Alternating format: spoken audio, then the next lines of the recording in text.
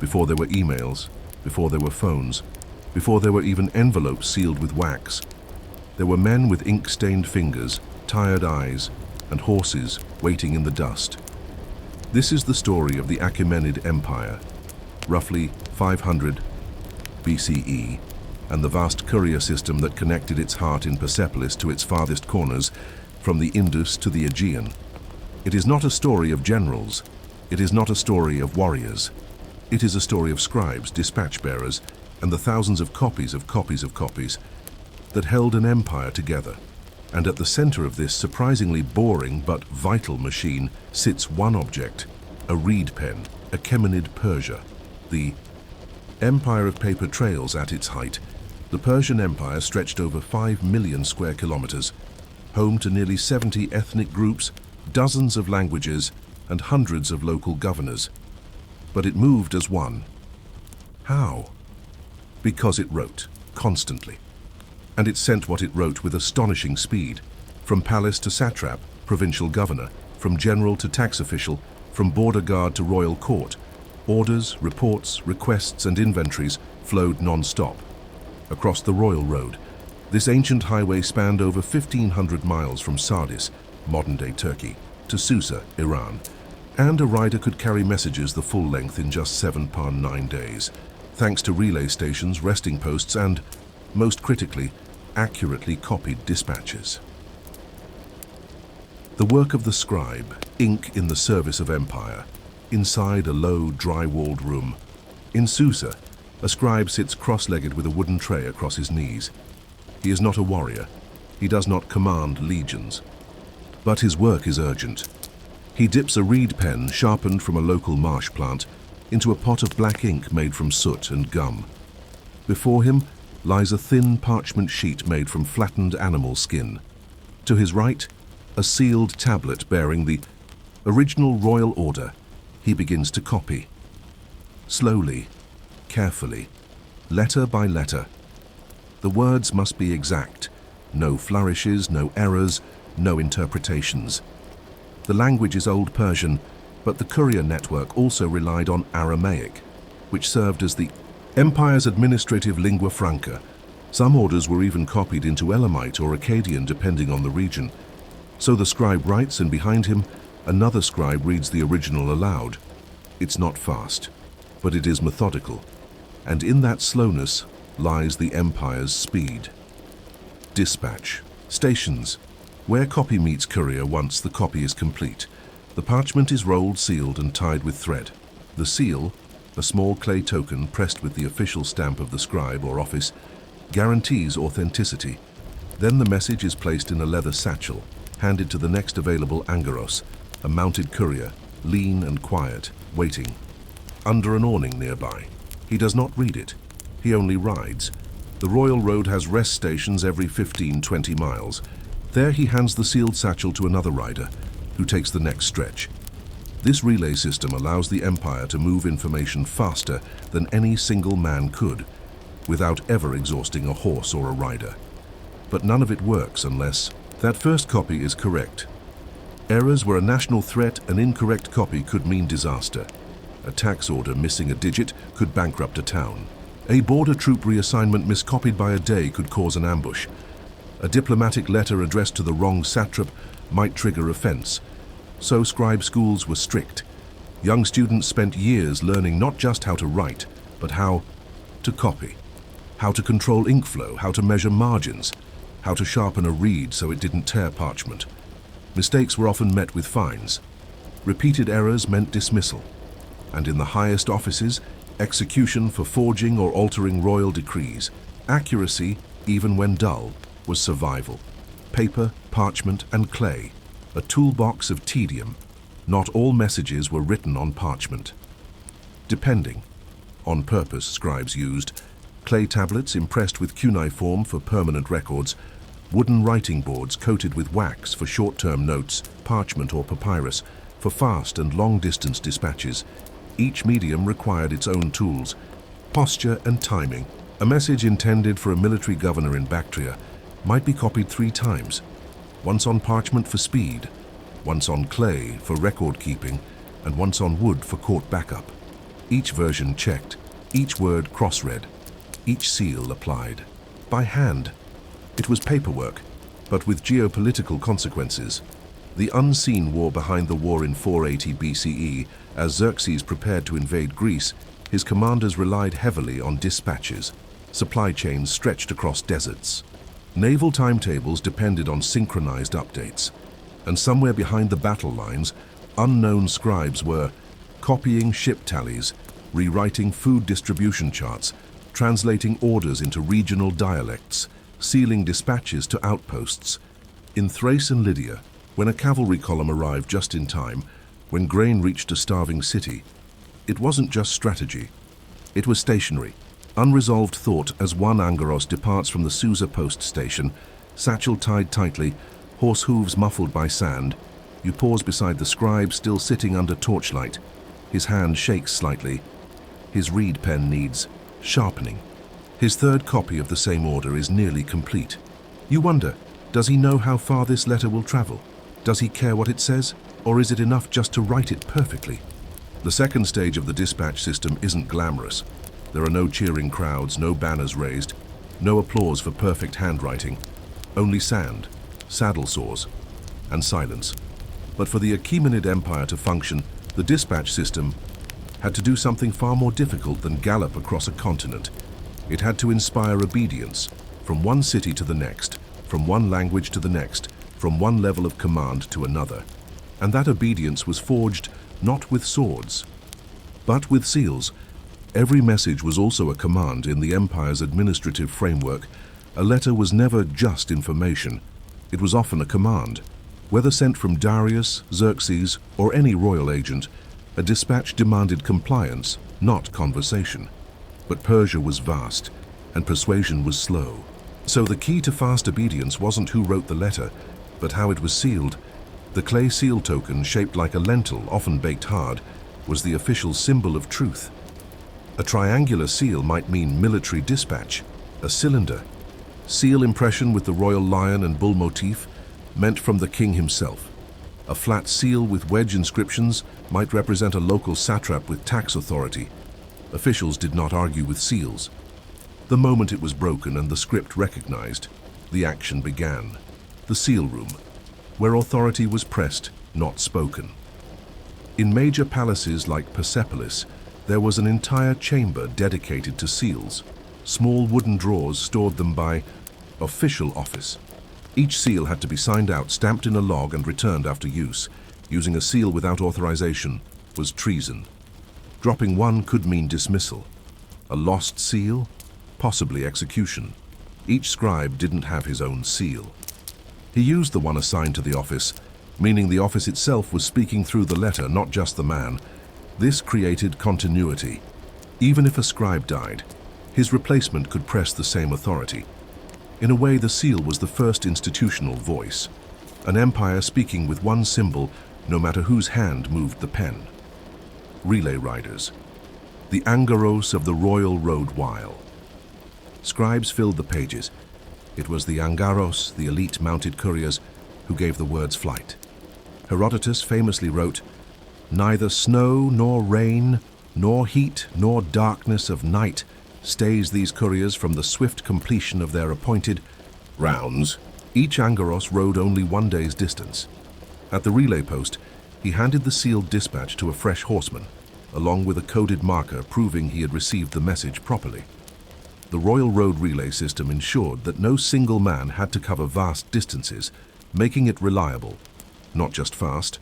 Some posts included fresh horses, meals of dates, bread and vinegar wine, spare sandals and water skins, and a scribe in residence who could recopy worn or damaged documents on the spot if a letter was damaged by rain or blood.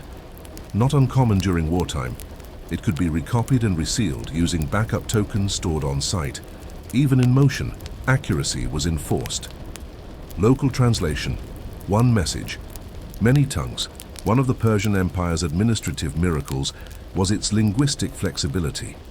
Royal messages were often dispatched in multiple languages simultaneously. Aramaic for most of the Western Empire, Old Persian for royal centers, Elamite or Babylonian cuneiform for archival purposes, Greek. In some coastal territories, Sanskrit or Gandhari Prakrit in the east, at large relay hubs such as Ekbatana or Babylon, scribes were on call to translate and rewrite incoming messages into the local lingua franca before forwarding. They worked in teams, one reader, one transcriber, one reviewer. Mistakes here were considered diplomatic errors. A mistranslated royal order could inflame a satrap, or worse, embolden rebellion. So, scribes who worked in translation were often multilingual elites, not nobles, but highly educated. Their memories held whole bureaucracies, their pens more dangerous than blades. What a courier knew and didn't know, the Angaros did not read the messages, but they were trained to recognize urgency. Seals marked with a red clay slip meant military immediate. Double-stringed seals indicated confidential content. A gold thread meant for the satrap's hand only, but the riders did not interpret. They road. A good courier memorized every bend of the road, every well, every shortcut, every safe village. They rode by moonlight when needed, in silence, without pride. One courier, upon discovering a collapsed post station in flames, reportedly rode 2 stretches without rest to deliver a message on time. His name was never recorded, only that the message arrived intact. That was his reward, being invisible in service of something larger. Messages that changed the map, while most dispatches were dull. Grain counts, tax tables, roster updates. A few changed history, the order to mobilize troops for the Battle of Marathon. The recall of troops from Egypt during Darius's reign, the directive to construct the Canal of Darius, which would connect the Nile to the Red Sea peace offers to rebellious cities in Ionia, copied in triplicate and dispatched with varying seals to appeal to different governors. None of these were read aloud in court squares. They were written in torchlight, copied by tired hands, carried by silent riders, opened in stone rooms, and obeyed. The might of the empire was not always in the army's footfall. Sometimes it was in a single line of ink, arriving just in time. Unresolved thought. At one station deep in Lydia, a courier arrives. The message is sealed in 2 languages, its string knotted in the royal style. The scribe on duty carefully unties. The thread, opens the scroll, reads silently, then frowns. The translation isn't consistent. A word is missing. Now the question hangs in the smoky air. Should the scribe copy what was written or what was meant? In that small decision, an entire border campaign may change shape. And so we're left to wonder. In an empire built on perfect copies, what happens when interpretation becomes inevitable?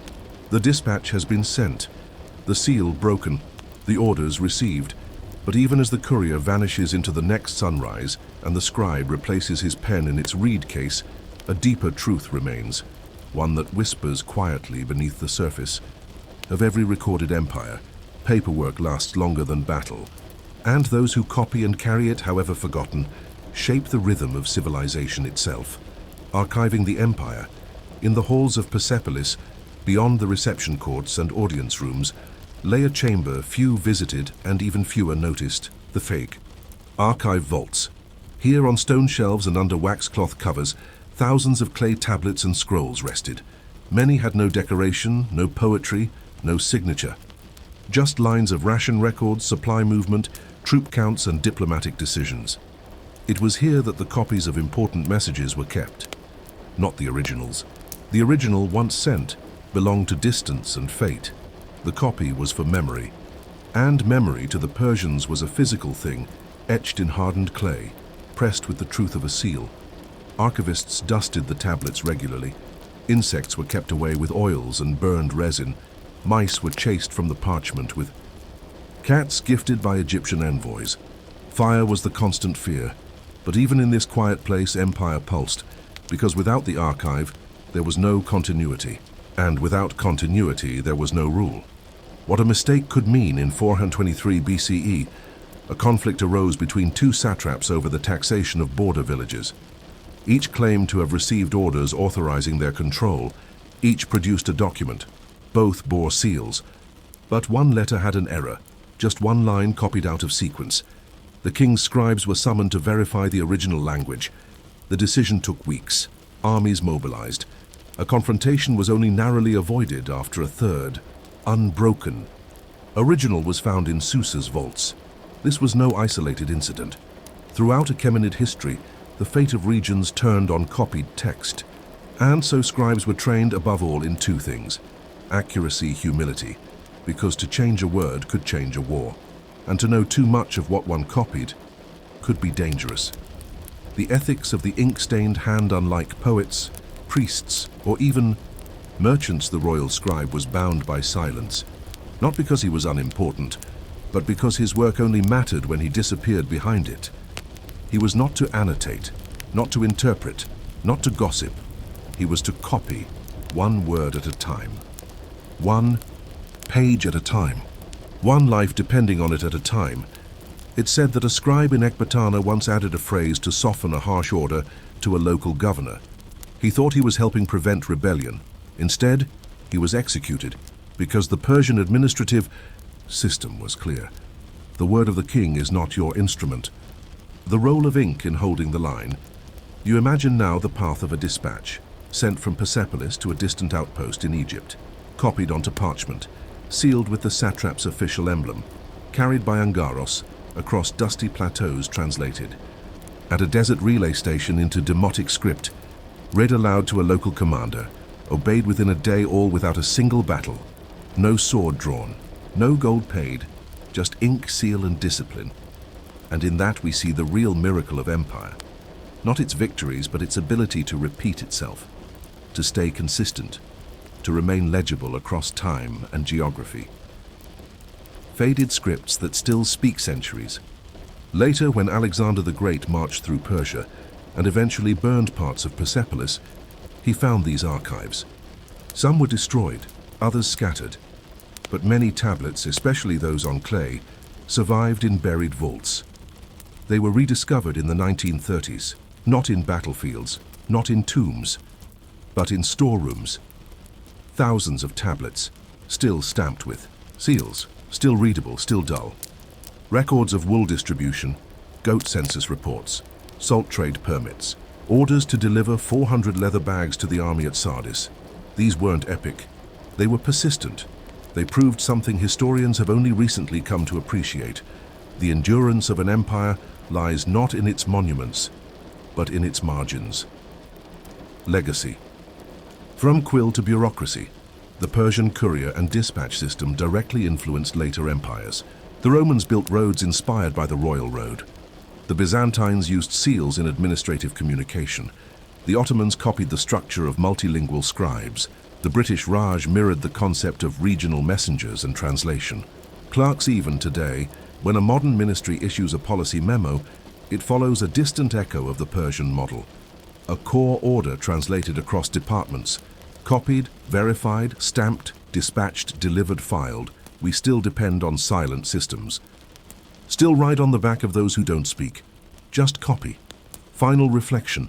The power in quiet work. So the next time you see a paper form, an official notice, or a courier on a motorbike weaving through traffic, think of the reed pen, the ink pot, and the hand that copied a royal decree by torchlight, knowing that somewhere far away an entire province might shift because of one word. These scribes were never heroes. They were never named in stories, but they were the nervous system of the empire. And they teach us this. You don't have to be visible to be powerful. You don't have to be loud to be essential. And sometimes the fate of thousands rests in the hands of someone who simply copies carefully and never adds a word. You step into the muted bustle of a Roman marching column, late in the reign of Emperor Trajan. It is neither the rattle of iron nor the tramp of hobnailed sandals that first claims your attention, but the soft, steady rustle of wool. Hundreds of cloak blankets slung in identical rolls across bronze-plated backs.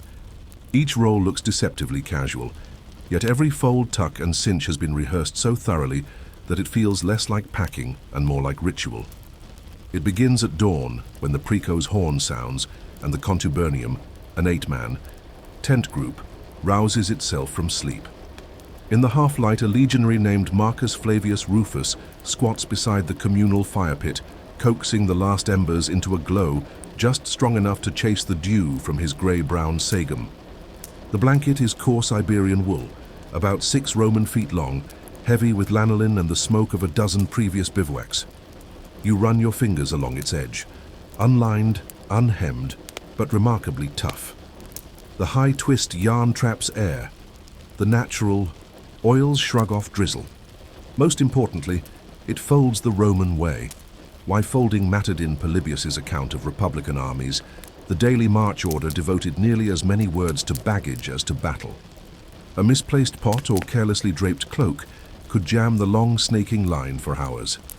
By Trajan's day, the solution was standardization so rigid it bordered on the hypnotic. Every soldier carried roughly 27 kilos: armor, shield, rations, cooking, kit, tools, and the ubiquitous sagum. When the column halted, tents had to rise in defensive rectangles within half an hour, fires lit within 3. The blanket's fold pattern ensured speed, space efficiency, and, less obviously, discipline. A sloppy roll drew the centurion's vitis rod just as swiftly as a dirty weapon. Marcus works on compacted earth the color of sun-baked brick. He spreads the sagum smooth, brushing off stray twigs. The first fold divides the cloth lengthwise, into thirds. Raw edges tucked inward so no fraying catches during the march. Then comes the crossfold. Ends meet not in the dead center, but 2 finger breadths offset, creating a thin cavity into which he slots a spare pair of Caligai socks. The placement is deliberate, padding for the shoulder and a moisture barrier for the spare wool.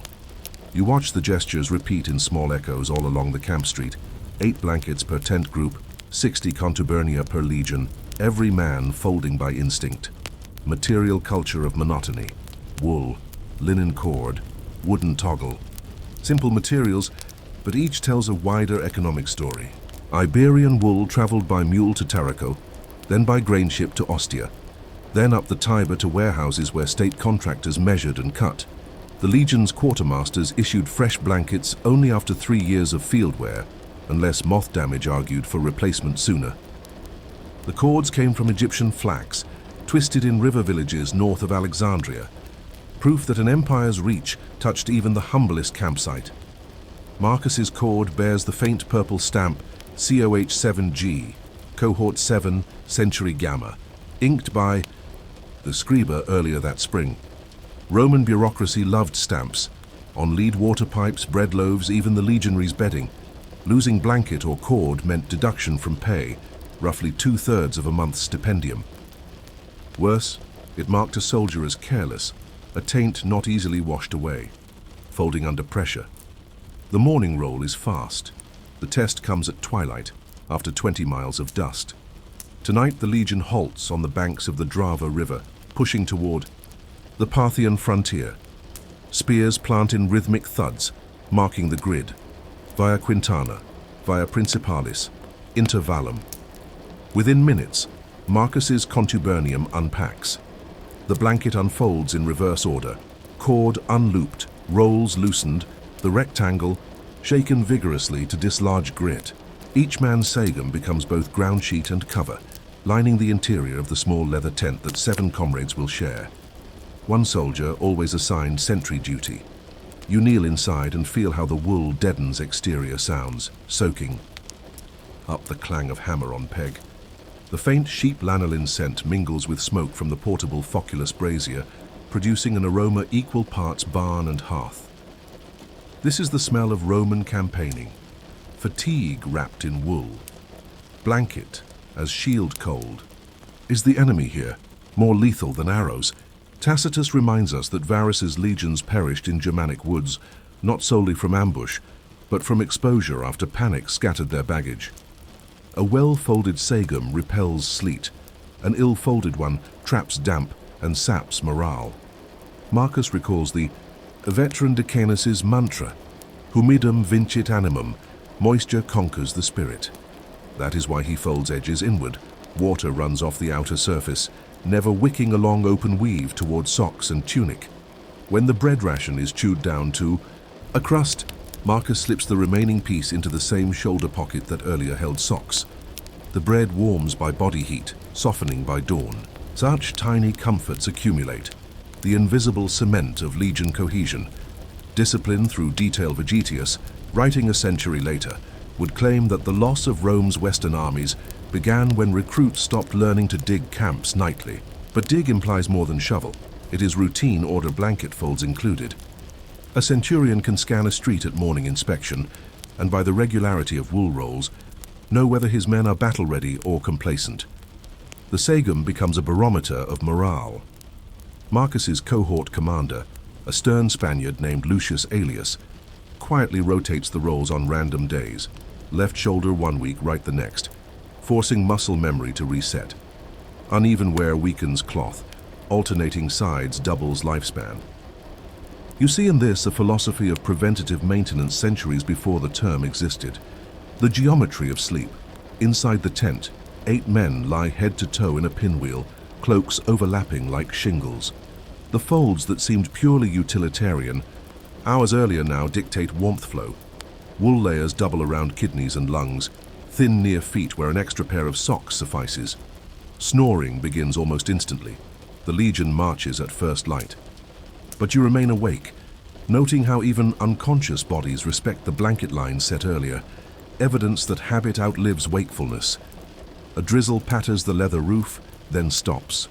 Condensation beads roll down the sagum, glinting in firelight, before flicking onto dirt. Somewhere beyond the intervallum, a night watchman hums a tune from Latium. The camp appears dull, uneventful, and therefore perfectly functioning. Yet under that ordinariness lies the secret of Roman endurance. Small, repeated acts done well. Unresolved thread, as you listen to Marcus breathe, you wonder, tomorrow, when the legion reaches the colder uplands, will the same folding ritual still suffice, or will the soldiers need to improvise? Perhaps felting 2 blankets together, perhaps trading folds for tighter rolls.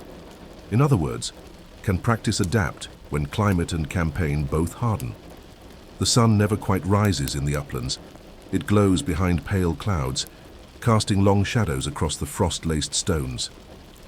The Roman legion, still disciplined but slower, moves now not just through distance, but through temperature.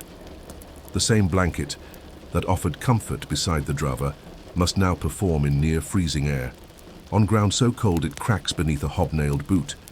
It's a test, not of steel or strategy, but of wool and habit. The sagum, once folded lightly for spring campaigns, now thickens. Marcus Flavius Rufus, our familiar legionary, has begun the winter modification routine. He doubles the length fold, forming 4 layers of wool along the spine. The crossfold remains unchanged, but the internal pocket no longer holds socks.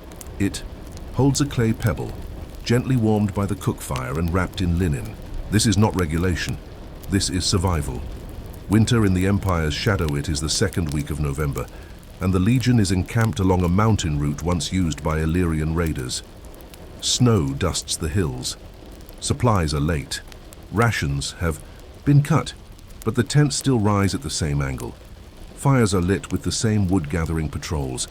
And the sagum, this simple strip of woven discipline, must serve as warmth, mattress, coat, windbreak, and occasionally bandage. Marcus, like many soldiers, begins sleeping with his cloak pinned around one calf to preserve heat. He loops the blanket over his head, breathes into the folds, and wakes with the wool rimmed with frost. The centurion permits a small indulgence. Oil from the ration jar may be rubbed into the sagum's shoulders to repel sleet. The greasy, smoky smell clings to the fabric, but it keeps the cold out, and that is what matters. The blanket as uniform, and not just comfort. Historians often write of the Roman army in terms of iron, lorica segmentata, gladi, pilum, but far more often than not, it was wool that dictated fate. Cohesion in freezing conditions is not about steel sharpness. It's about whether your gear makes you quit. If your blanket is too wet, too stiff, or folded wrong, you sleep poorly. If you sleep poorly, you march slowly. If you march slowly, the column breaks rhythm, and so Marcus follows the routine with even more precision now. The sagum, when not in use, is never placed on bare ground. It is hung over a sharpened stick or draped over a stone. If mud touches it, it is beaten with a switch. A filthy blanket is a soaked blanket, and a soaked blanket can mean death. Small details, small, boring daily rituals keep the legion intact. In the evening, a minor skirmish occurs at the edge of the march. The enemy is invisible, striking. From behind trees disappearing into forest. 2 auxiliary scouts are killed. The mood is tense. But inside the tent, the Sagum becomes once more what it always was, the barrier between chaos and rest. As Marcus wraps himself in the old wool, the terror outside fades, folded back into the familiar. Blanket theft and barter by the 3rd week, the weather turns worse. A night wind tears at tent seams. The river freezes in patches. 1 soldier's Sagum is torn in 2 after a stumbling mule drags a tent peg across the leather guy line. This creates a ripple effect. The damaged blanket must be patched, but spare cloth is limited. In these situations, a quiet economy emerges. An older legionary offers to stitch a patch in return for a share of wine. Another offers extra cloth in exchange for help with ditch digging. No coins change hands, only warmth. There are rumors that some soldiers, especially those posted far from their centurions, steal better maintained blankets from the dead. It is not encouraged, but it is quietly understood. In an army of 5,000, personal ownership becomes blurred in cold and hunger. The fold becomes language. Not all folds are the same. Veterans develop a rhythm. The way you carry your Sagum, tightly rolled, loose and ready, casually looped over the shield arm, becomes a kind of identification. You can tell who is seasoned and who is new by the cloth's edge. Recruits often let the roll sag. Veterans cinch it tight and knot their cord precisely where it won't chafe the shoulder. In the Yofis snow, these differences grow clearer. A sagging roll collects ice. An uneven fold causes water pooling near the shoulder seam. The centurion stops correcting these flaws. The weather does it faster. One morning, Marcus notices a young Thracian auxiliary shivering in a half-dry cloak. The man had packed it wet the night before. Marcus says nothing at first, then quietly helps him refold the Sagum the proper way. They don't speak the same dialect, but the fold is understood. Hygiene and habits, even in cold cleanliness, becomes harder. Wool blankets retain odor. In warmer months, soldiers bathe in rivers and beat the Sagum against rocks. In winter, such luxuries are gone. Instead, the blanket is aired briefly each day, unfolded, shaken, exposed to sun or wind when possible. A mixture of vinegar and ash is sometimes dabbed onto smelliest corners. Not effective, merely symbolic. Still, even this act serves purpose. It maintains a sense of order, of self-respect, even when supplies run thin. Blankets become maps of the campaign. Marcus's Sagum has a burn hole from a falling spark, a frayed hem from crossing the Drava bridge, a faint blue dye from an encounter with Germanic wool traders. The cloth is no longer just issue gear. It is record. The crisis. Wool fails and. Then, on the coldest night of the march, the Sagum fails. It is not Marcus's, but a recruit's. He wakes with shivers, teeth chattering uncontrollably. The wool, soaked from snowfall during sentry duty, froze solid during the night. He hadn't refolded it, hadn't swapped shoulders, hadn't followed habit. Marcus hears his groans and helps relight a fire. They strip off the frozen Sagum and wrap him in 2 others. One soldier gives up his own for the night. They rub the boy's feet with oil, feed him warm barley mash. In the morning he is alive but barely marches. His Sagum, once a tool, had become a trap. Afterward, the commander orders emergency repairs. Every blanket is to be double-checked. Any sign of freeze damage means the man receives a second Sagum, but supplies are thin. The price is paid in bulkier loads, slower movement, fewer rations. The campaign slows, but it does not stop. Even boredom needs order in these days. Marcus performs the blanket fold almost religiously. He adds one new step, rolling a bit of dried moss into the shoulder pouch so that it absorbs stray moisture and adds a faint, clean scent. There's no regulation for this. No manual ever said add moss, but it helps. It is control, however, small, in a place where so little can be controlled. The Romans knew that morale had no single cause.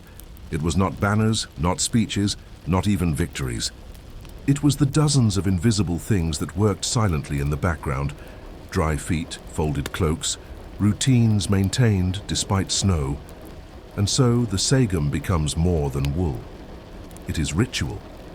The night sky above the mountain glows with stars, cold and clean. Inside the tent, 8 men lie curled in silence, heads shrouded, breathing into the fold of wool. Their breath mists the inner leather. Their blankets rustle occasionally, soft shifts, dreams reshaped, sleep refolded. These are not warriors tonight. Just men trying not to freeze. Unresolved thought, you lie awake with them, just as cold and just as quiet. And as the fire dies, one thought begins to form. When Rome sent its legions to the farthest edges of the known world, did it know that what held them together was not conquest, but 8 blankets folded just right? By late winter, the legion breaks into smaller columns, one heading east toward the pass, another remaining to hold the fort behind. Marcus Flavius Rufus has been assigned to the rear guard. This means colder nights, fewer supplies, and slower communication. But it also means time to notice the quieter rhythms of a soldier's life. Not just drills or orders, but the strange, repetitive intimacy of folding wool over and over again, like a daily prayer sewn into fabric. The sagum he carries is no longer the same. It's been re-hemmed once, patched thrice, and darkened to a deeper shade from ash oil and camp smoke. The toggle cord is knotted differently, shorter now, fraying at the tip, and the wool has grown softer in the places where it wraps around the neck, rougher along the edges. Yet despite its wear, the blanket has taken on greater significance. It has outlasted 5 skirmishes, 2 snowstorms, and countless forced marches. It has served not just Marcus but others, wrapped around a wounded leg, stretched over 2 packs during a river crossing, laid as a makeshift tablecloth for a rare feast of lentils and flatbread. It is no longer gear. It is witness. The evolution of the folding technique itself has subtly changed. In colder conditions, Marcus began using what some veterans jokingly called plica longa, the long fold. Instead of thirds, the sagum is halved lengthwise and then rolled with a central cavity, filled with straw or moss to make a shoulder cushion. On warmer days, he reverts to plica brevis, the standard roll.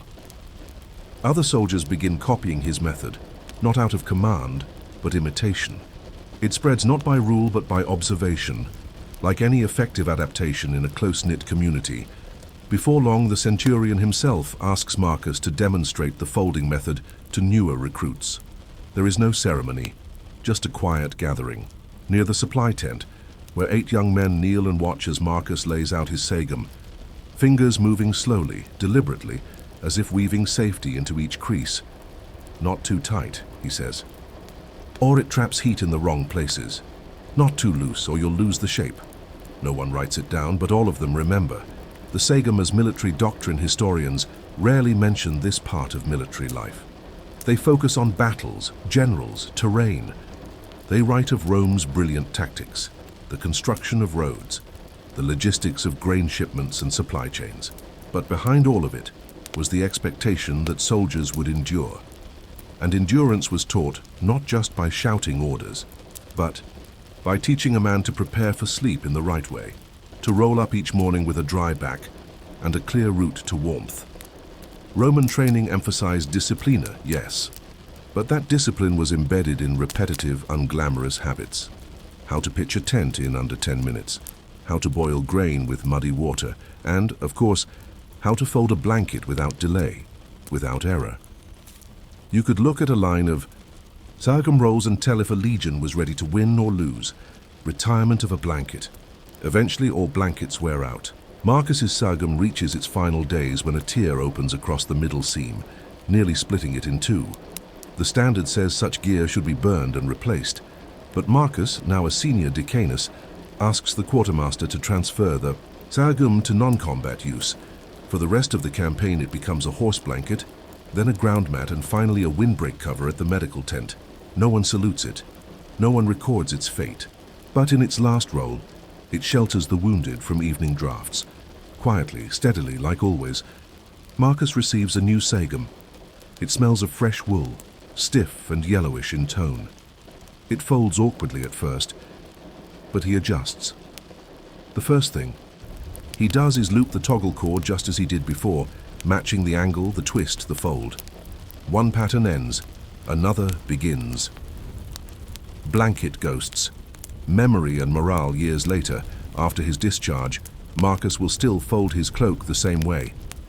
Even as a farmer on the edge of Campania, when storms roll across the fields and he lays out his wool by the hearth, he performs the same ritual. His son once asks why he folds the old cloak so carefully. Marcus pauses for a long moment. Because that's how I stayed alive, he says. It's not a story, it's a method. One small thing done well every day, no matter the weather. A folded sagum doesn't win battles, but it makes it possible to fight them. The forgotten mechanics of survival. There is something deeply human in this history. Rome's great conquests were built not just on stone and sword, but on routines: digging, packing, folding, mending, washing, wrapping. These mundane acts do not glitter in epic poetry, but they are what held the walls together. The sagum, in all its dull repetition, is the perfect emblem of a world held together by fabric. Soldiers did not praise it. They cursed it when wet, resented its itch, muttered about its weight, but they depended on it completely, and in that dependence lies the truth of any army or any society. Great civilizations rise not only from invention, but from maintenance, from the will to do the same hard thing carefully again and again. The archaeological footnote today: you won't find many sagum blankets in museums. Wool decays quickly, its oils trap bacteria. It's rare for organic, military gear to survive 2 millennia. But archaeologists do find the remnants: scraps of coarse Iberian weave, bits of flax cord, sometimes faint traces of dye that suggest the blanket's original brown or grey hue. One dig in Vindolanda, near Hadrian's Wall, uncovered what might have been the corner of a sagum, burnt, brittle, but unmistakably Roman in texture. It had been packed with straw, folded twice, tucked beneath a collapsed tent post. It wasn't in the general's quarters. It wasn't in the armory. It was in a corner of a soldier's room by a fire pit, right where it always had been. Final reflection. The fabric of empires. As you lie here listening, perhaps wrapped in your own modern blanket, consider this. The empire that spanned 3 continents, commanded millions, and reshaped world history for centuries was also the empire of folding, of packing, of preparation. A sagum was just wool, but folded properly, it became habit, comfort, identity, protection, brotherhood. And so the empire lasted, not only because it conquered, but because it stayed warm through cold nights, sharpening silence, the nightly grindstones of medieval English longbowmen. The year is 1415. The fields near Agincourt are damp with autumn rain, the sky low and slate grey. The smell of wet earth and animal sweat hangs over the English encampment, which sprawls along the edge of a northern French forest like a patient beast. But there is no roaring, no trumpet fanfare or war chant. Instead, what fills the camp after sunset is something much softer, more deliberate, a sound, almost like weeping or a distant river. It is the shk, shk, shk of hundreds of longbowmen slowly dragging small whetstones along their arrowheads and daggers. This, too, is war, but not the kind sung by bards. This is the war of maintenance, of preparation. This is the sharpening. Silence. The longbowman's task begins in the dull hours. You walk through the English ranks just after dusk. Campfires are small, barely more than embers, hidden under earthen shields to prevent light from betraying positions. Most men sit on low stones or damp tree stumps. Their cloaks, rough wool, are speckled with mud. Their hands are dry and cracked, still sticky with the sweat of the day's march. And there, almost universally, they hold 2 things: a cloth-wrapped leather pouch holding a smooth grey grindstone, a sheaf of arrows bound at the middle, their fletching trembling in the breeze. The whetstone is small, oval-shaped, fitting into the palm, the kind sold in local markets near Southampton or shipped with the king's baggage train. Some have been passed from father to son, dull from years of use. Others are new, coarse on one side, smooth on the other, like a double-sided whisper. Each longbowman may carry over 60 arrows. Many carry more, tied to belts, packed in oiled canvas, hidden in bundles beneath their cloaks. But every single arrowhead must be touched by stone, not to make it razor sharp, it's not a sword, but to remove burrs, straighten warping, and create a clean edge for bone and mail to feel. The arrowhead is iron, simple, functional, bodkin-pointed, long and narrow, to pierce armor. The wood shaft is ash, the feathers are goose, glued and bound with waxed thread. Each is a tiny machine of death, but even machines must be tuned. Why silence is doctrine. Contrary to modern imagination, there is little shouting in the archers' world. English commanders prized silence. Orders were whispered or tapped. Torches were avoided. Saddle leather was oiled to prevent squeak. And even the sharpening, this endless repetitive shik, was expected to be gentle. A noisy archer could reveal his position, or worse, break the rhythm. The longbow unit was a machine of tempo, fire, knock, fire again. Sharpening was not just about the edge. It was about readiness. It was about being ready at the exact moment someone else was not. And so the archer learns patience. Sitting in the dark, hunched in a borrowed coat, he rubs the stone along the blade in even strokes. The sound is not pleasant. It's dry, gritty, metallic. But it is consistent, like rain on a tarp, or sand shifting under a slow tide. You can walk through the camp with your eyes closed and know how close the next group of bowmen is, just by the rhythm of their stones. The tools of sleepy war in the absence of battle, war feels like a craft. A bow is inspected for cracks. The linen bowstring, waxed daily, is checked for fraying. Each arrow is weighed in the palm. Too heavy and it will drop too soon. Too light and it may fly unpredictably. Feathers are aligned. Warped shafts are heated over coals and straightened by eye. Nothing is wasted. A broken arrow may be repurposed for fire starter, or the tip melted down and reshaped with a smith's hammer. The whetstone too serves double duty. When rubbed with ash and water, it can clean a dagger. When pressed against the thumbnail, it tests sharpness. It is said that a good longbowman can prepare 60 arrows in one night, but will only fire half, that in battle. Why? Because most are fired for fear, not precision. The first volley is for courage, the second for chaos. The third, perhaps, strikes true, but all are sharpened, just in case. A shared ritual among men who will not speak tomorrow most. Bowmen are not noble. They are farmers, shepherds, laborers. They speak in rough dialects, their coats are patched. Many cannot read, but sharpening is universal. It is their evening rite. Even men from distant towns recognize the way another runs stone along blade. You can tell a Yorkshireman from a Cornishman not by accent, but by how many strokes he makes per arrow. Some murmur prayers while sharpening. Others hum. Most say nothing.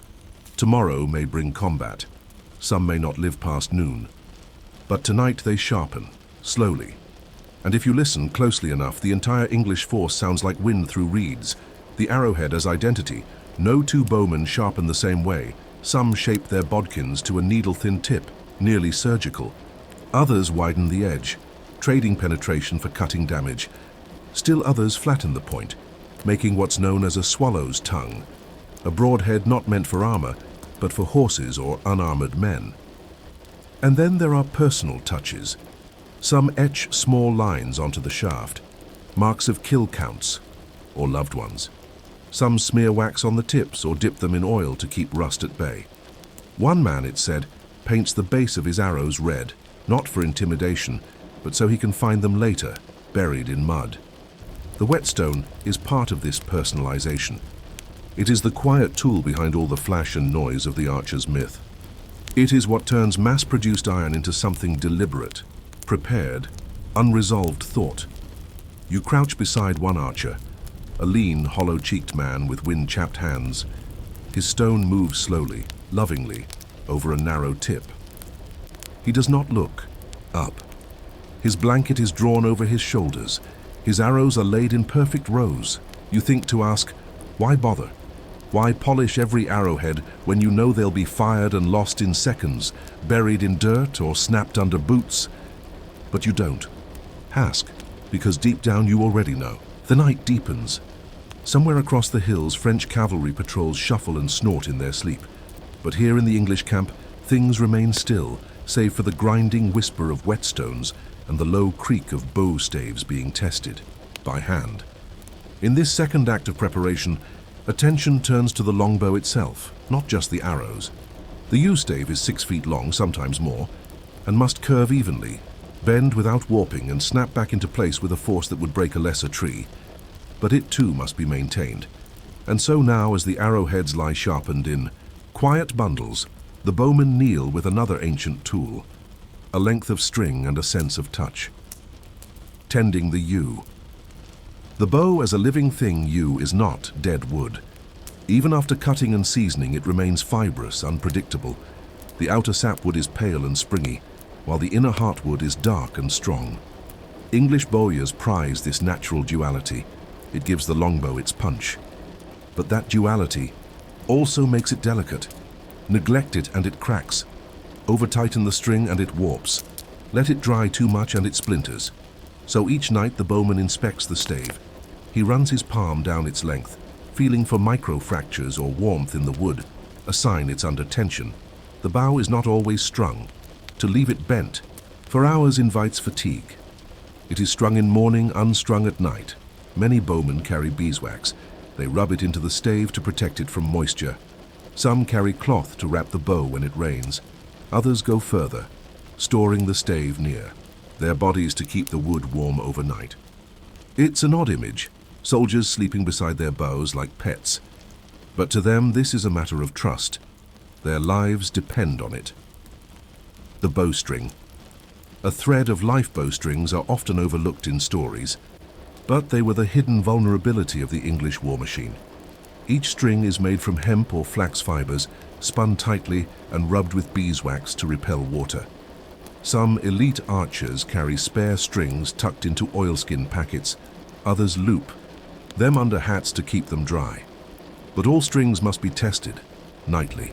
Just one frayed fiber can snap under battle tension. You watch as a bowman stretches his string between thumb and knee, gently turning it, eye scanning for separation or swelling. The process is unhurried. A snapped string in combat not only ends your usefulness, it can maim your face, split your lip, or worse.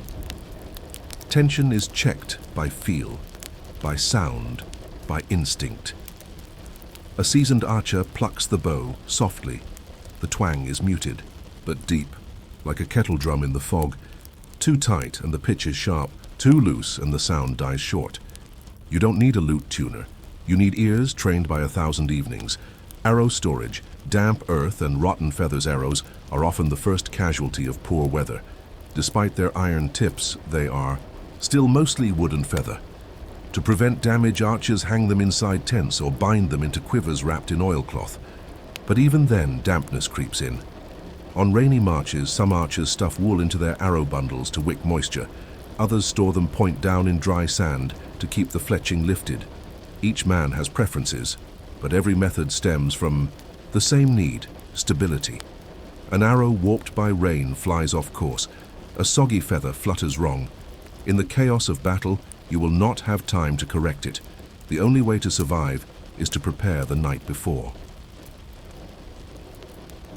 The slow math of war for each.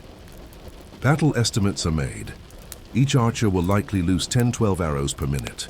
Multiply that by 1,000 men, and the numbers balloon.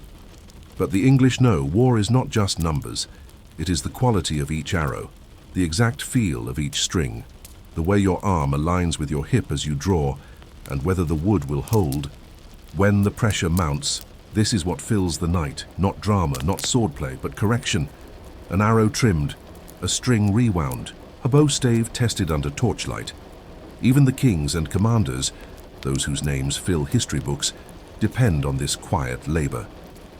The fate of England's armies may lie not in the charge, but in the bowman who spent an extra minute sanding, a knock until it fit just right. Eating, sleeping, and sharpening, the camp eats poorly tonight. Salted meat, barley mash, maybe a scrap of dried plum if a forager was lucky. There is no wine, only ale, and not enough. But still, The work continues.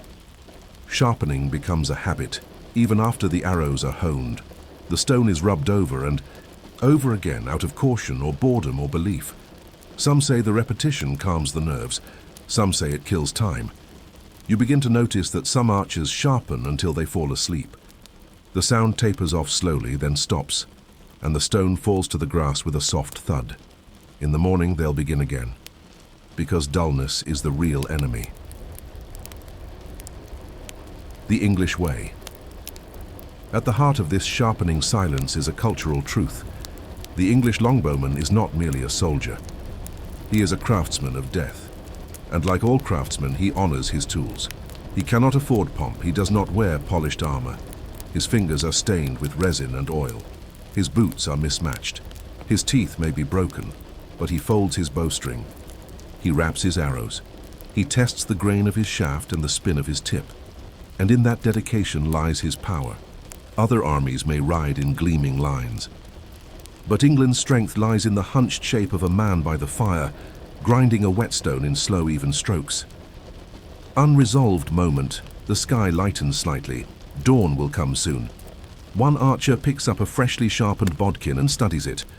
He places it gently with the others, then looks at the stone in his hand.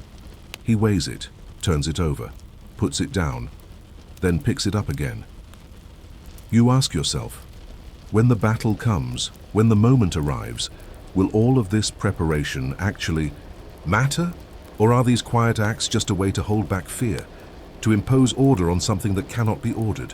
The sun finally rises over Agincourt. It is October 25th, the feast of St. Crispin. The field is narrow, flanked by woods. Rain has turned the open ground into churned mud. And there, across that field, waits the French army, clad in armor, confident in their numbers. The English, outnumbered nearly 5-1, stand mostly still, tired, hungry, many still recovering from illness. Their armor is lighter, their ranks tighter, their nerves frayed. And yet as the archers take their positions and begin planting their stakes, sharpened wooden pikes hammered into the earth, you hear no panic. You hear no clashing steel or rallying trumpet. You hear whetstones. Still, even now, the last strokes, one final archer deployment, function over glory. The English line is not beautiful, it is practical. Archers are placed in long rows on both flanks, forming a shallow crescent. Each man has his bow strung. His arrows laid in bundles at his feet point up in the mud. The stakes form angled barricades designed to stop or slow cavalry charges. Behind them the archers kneel or squat, calm. They do not wear heavy helms. Their bodies are wrapped in simple quilted jackets or jack chains, iron plates stitched into cloth. Many wear only a wool tunic beneath. Their mobility matters more than shine. Each man is expected to fire, move, reload, and fire again, without command. Discipline now is internal, and all those arrows, those carefully sharpened points, are silent in wait. The first volley, a breath held, a whirl of wood, then the order comes. Not shouted but gestured, a standard raised. A call passed quietly, and in unison the bows rise, arms strain, strings tighten, and with a single breath, thousands of arrows vanish skyward. The sound is not loud. It is a flutter, like dry leaves in wind, a hiss through the mist. A momentary shadow above the French lines, and then chaos, metal pings. Horses scream, men cry out. But through it all, the archers keep moving. 1 foot back, another arrow drawn, release again. In under 10 seconds, a second volley flies. Then, a third. Each arrow finds its mark not because of fate, but because of the night before, because of whetstone and wax, of string testing and feather aligning. What felt like boring ritual becomes deadly rhythm. The mud battle and the archers roll beyond the bow as the French advance, struggling through thick muck. The longbowmen do not retreat.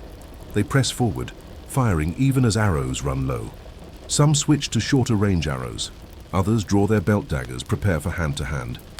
And when the French reach the English line, already tired, slowed, disorganized, the archers fall upon them not with nobility, but with utility. Daggers to the throat, mallets to the helm, even whetstones used as bludgeons. The sharpening stones, carried for maintenance, now become weapons. Small, blunt, but wielded with desperation. The silence after battle. When it ends, the field is thick with the dead. Arrows jut from earth and armor alike. The French nobility lies shattered. Horses lie unmoving. And among it all, the archers begin the walk back. They do not cheer loudly, they do not sing. They begin collecting arrows. What can be salvaged? They dry their bows, they unstring, and when they return to camp, they sit again. Just as they did the night before. One man unwraps his whetstone, not to sharpen, not yet, but to hold, to feel its familiar weight in a world that has changed around it. What is remembered in Shakespeare's later account of Agincourt? It is the speeches that are celebrated, the courage, the odds, the blood. But history often misses what mattered, most the hours in the dark, when no one watched, when arrows were turned in palms and blades drawn across stone. Those quiet hours, full of repetitive care, gave England its edge. Without them, no volley would have flown straight, no bow would have sung, no victory would have come. What the whetstone represents, the whetstone, so small, so forgettable, is emblematic of a truth in history. Endurance often depends on maintenance, on those who labor in quiet, who prepare long before the charge, who sharpen not for glory but for necessity. The archer's stone becomes a symbol of survival, not through force but through readiness. A grindstone is not romantic, but it is reliable. Echoes in modern times, even now, centuries later, when archaeologists uncover medieval campsites, they often find whetstones before anything else.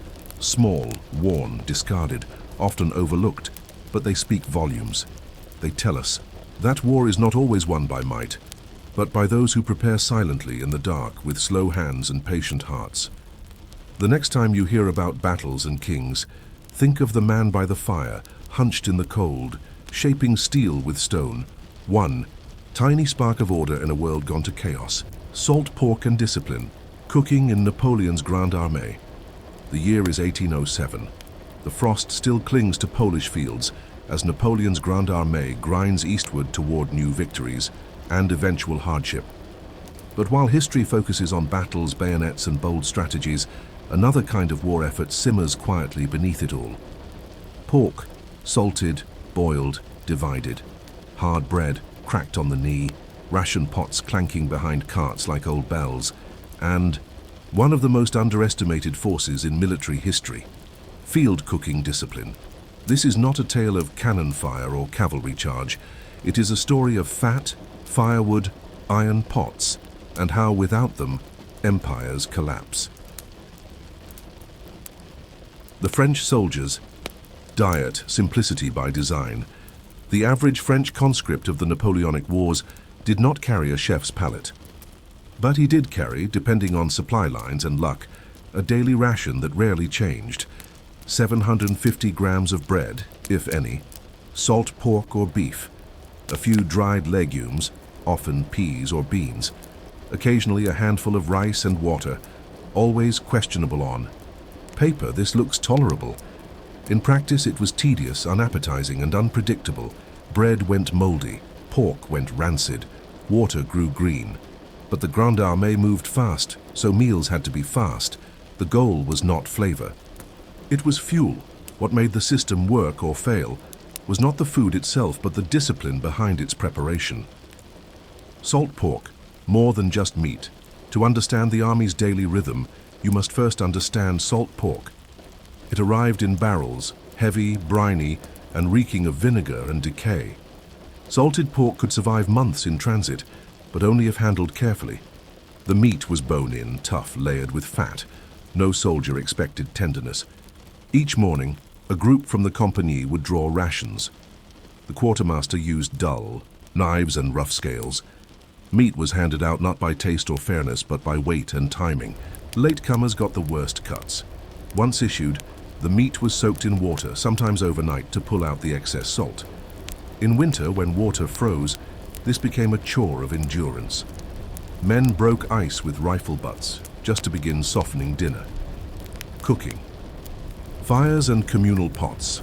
The French campfire was not an individual luxury. It was communal, strategic, and restricted. Too many flames meant too much smoke. Smoke meant attention, and attention could mean death. Instead, fires were arranged by squad. Mess groups of 6 to 10 men. They rotated roles. Fire gatherer, cook, water hauler, watchman pots were shared. Each group had 1 or 2 large iron or copper vessels, blackened. With soot and warped with age, they were not cleaned often, just scraped. Flavor, such as it was, built up over time like a crust of survival. Salt pork was typically boiled, sometimes fried with stale bread or peas if available. On rare days, a few onions or garlic cloves were added. Spices were luxury. Pepper was rare. The fat that rendered out was never discarded. It was poured back into soup or kept to smear on bread or used to coat musket parts against rust. Nothing was wasted. Even the pork bones were boiled for broth. Even the fat scraps were smeared onto cracked lips. The army marches on its beans. Beans and peas traveled better than meat. Dried and packed in sacks, they were light, nutritious, and devastating to digestion. Yet they became the backbone of the army's nutrition. The beans were soaked, if time allowed, then simmered in pork water, often with hard bread crumbled in. Soldiers called it soupe au pain, though it rarely resembled soup in anything but name. Stomachaches were common, flatulence constant, but with enough boiling, even stone-hard legumes softened, and so the soldiers endured. Ration discipline. A matter of survival, discipline wasn't just about drills and ranks. It was about how food was divided, who got what, and when. Arguments over pork portions could turn violent. A cook who oversalted the pot was blamed like a general who lost a battle. And if someone took more than their share, the punishment wasn't just social, it was military. Napoleon's code was clear. Theft of rations was punishable by flogging, confinement, or worse. Why? Because it jeopardized unit cohesion. One missing. Pork slice meant one man fought hungry. Commanders regularly inspected cooking pots. Officers knew that a well-fed soldier was a disciplined one, and nothing betrayed unit weakness faster than scattered fires or unclean mess kits. The smell of the camp, it wasn't glorious. Imagine pork fat, wet ash, boiled beans, stale bread, rotting boots. But there was comfort in it, familiarity. To a veteran of the Grande Armée, the scent of a bubbling pork pot on a smoky fire was home, far more than a French farmhouse or lover's perfume. It meant warmth, it meant food, it meant life at least. For another day, men bonded over meals, shared spoons, fought over crusts, memorized the order of bites. Some even named their pots, a kind of gallows humor. Madame Lard, Old Scorchy, Napoleon's cauldron. When a pot cracked, it felt like a comrade wounded. The group would go days without proper food, waiting for a replacement. Unresolved thought. As the Grande Armée continued east, food grew scarcer. The pork barrels dried up, the bread mold grew thicker, the bean sacks emptied, and still the soldiers marched. One can't help but wonder, was it really Napoleon's genius that built his empire? Or was it the soldier who, day after day, kept the fire alive, stirred the pot, and shared the last scrap of meat without complaint? By late 1812, the Grande Armée was no longer marching to glory.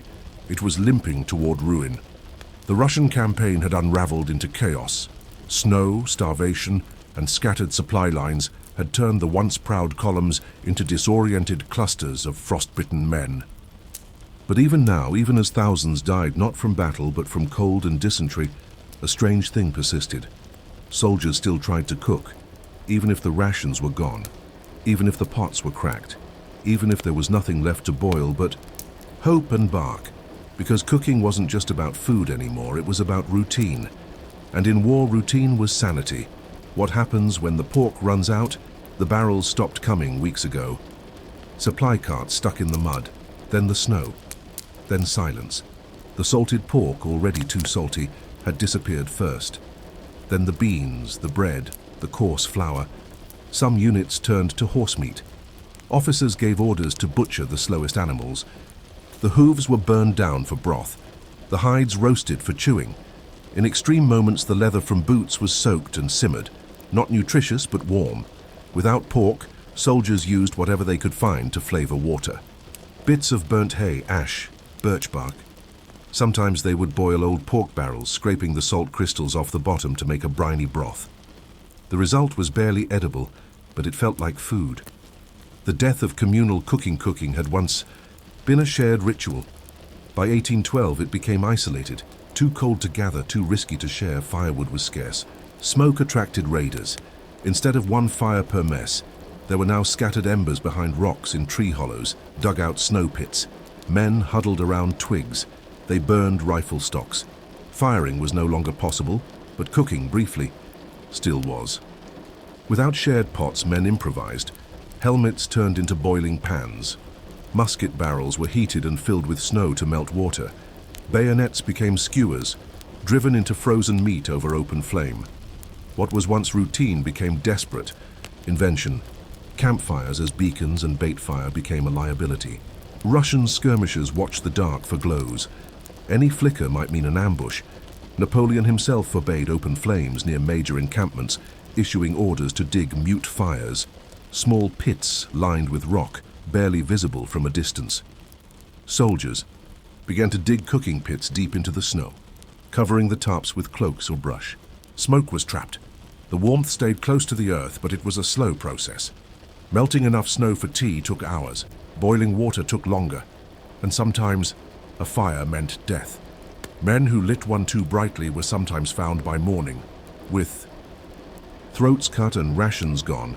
Still they cooked, quietly, carefully, even if only to pretend, a spoonful of order.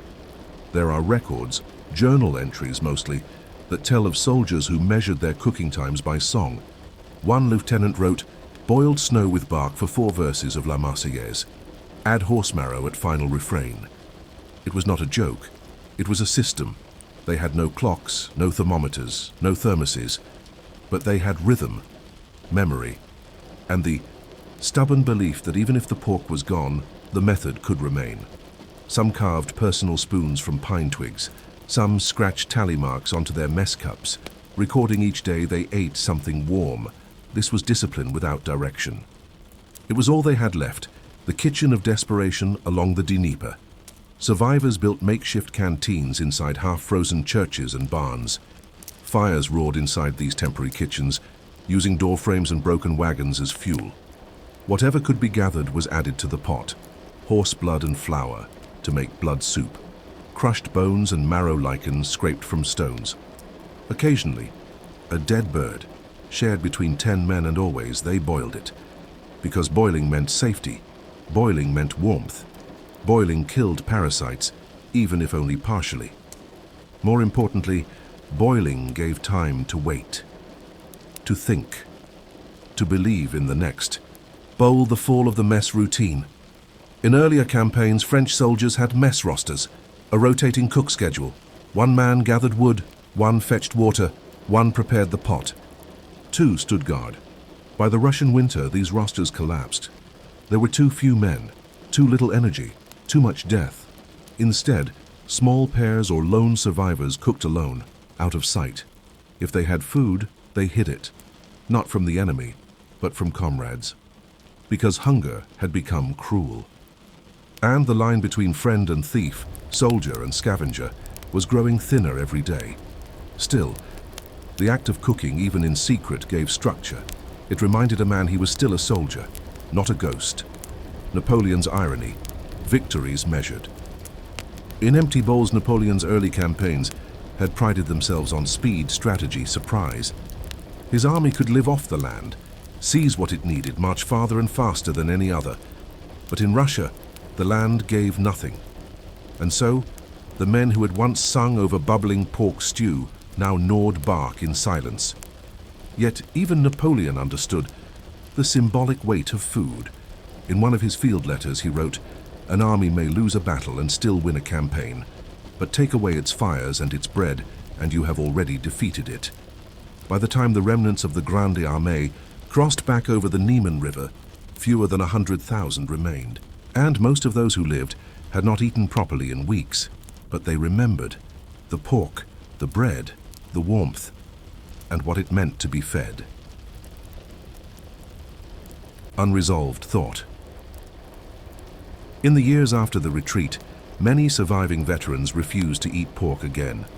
Others insisted on always boiling water, no matter the source. Some never again shared food from the same pot. Why? Because perhaps it was never about the pork at all. Perhaps it was about the fragile rituals we use to feel human, especially when the world turns savage. So the question remains, when everything else breaks down, orders, ranks, flags, is it the fire we keep alive? Or is it the act of sitting beside it, spoon in hand, waiting for something warm to carry us through one more night? The war ended long after the last pot boiled over. By 1815, Napoleon had fallen. The Grande Armée was shattered. What remained were ghost stories, told in taverns, scribbled in veterans' journals, or remembered around small fires by those who returned home with fewer fingers, fewer teeth, and memories marked not just by bloodshed, but by hunger. And strangely, when survivors remembered those years, they spoke less of cannon blasts and more of soup. They remembered the nights of waiting beside boiling water. They remembered the thick smell of fat clinging to their coats. They remembered the salt lines caked on their lips, and how one simple meal, or even the hope of it, could hold a man together longer than loyalty or patriotism. The veterans' taste for boil and burn many ex-soldiers could not forget. Some refused bread unless it was stale. Others boiled meat for hours, even when it didn't need boiling, just to be sure. One memoirist, Pierre Dumas, wrote, "I still taste the soup before I serve it, not for seasoning, but for reassurance. I do not trust meals that arrive too quickly. This was not culinary tradition. It was survival memory. Others developed compulsions, hoarding scraps, saving pork fat in tins, refusing to eat alone. One man was known to carry an old copper ladle in his coat for decades, even after becoming a shopkeeper. The cook fire had become a symbol of existence, a ritual stronger than uniform or flag. Camp recipes that outlived the army. Oddly enough, the field cuisine of the Grande Armée seeped into rural culture. Recipes passed from soldier to family, becoming part of France's peasant cookbooks. Not because they were delicious, but because they worked. Soupe au pain, dried bread boiled in broth. Singe rôti, roasted monkey. A soldier's dark, joke name for salted beef charred over a fire. Café de cheval, hot water mixed with burned grain, pretending to be coffee. These were dishes built on hardship, not taste. But in post-war France, they became familiar, comforting, a connection to those who didn't return. Some families continued cooking over outdoor fires long after stoves became common, because father used to do it this way during the march. Even the language changed. Il tient sa soupe, he holds his soup, became slang for someone reliable, unshakable, trained by hunger. The forgotten logistics of the fire historians write volumes about Napoleon's tactics. But few pages are given to the men who managed the cook fires, and yet behind every victorious army movement there was someone who scouted dry wood before the wagons arrived, dug proper trenches for cook pits, prepped meat before the frost set. In divided soup among 10 men without favoritism, they were cooks, orderlies, quartermasters, or simply older soldiers trusted with a ladle and a sense of fairness. These men may not have stormed fortresses, but they kept the soldiers standing. It was a kind of warfare in its own right. Daily battles against spoilage, weather, theft, and fatigue. And their only weapons were knives, salt, and heat. Meals, as Morale Napoleon knew this well. Despite his speed and ruthlessness, he often visited mess areas. He asked about portions. He occasionally tasted soup. It wasn't theater, it was strategy. Hot meal kept men marching. A consistent meal kept men loyal. And a shared meal kept men human. Even in the bitter cold of Russia, when defeat seemed inevitable, soldiers remembered the days Napoleon appeared at the fires. One wrote, "He asked for my cup, I gave it, he drank the broth, he said nothing, but I felt warmer all day." It wasn't the act of eating. It was the recognition that we're all hungry. Even emperors. the ashes of routine. Eventually, the war ended. The fires went out. The mess pots were melted down or sold. But the instincts lingered. In the decades that followed, France saw revolutions, new wars, new uniforms. Yet when young conscripts trained, they still learned to portion pork. With discipline, keep fires low in wind. Sharpen knives not for combat, but for cooking. Boil water even if it looks clean. These habits, passed from soldier to soldier, became part of an invisible doctrine, the doctrine of maintenance. And in it, the humble cook fire stood tall, as essential as any musket or horse. What the meals meant, it's easy to think of the Grande Armée in numbers: 600,000 in Russia, 100,000 returned, millions affected. But what kept that machine moving wasn't numbers.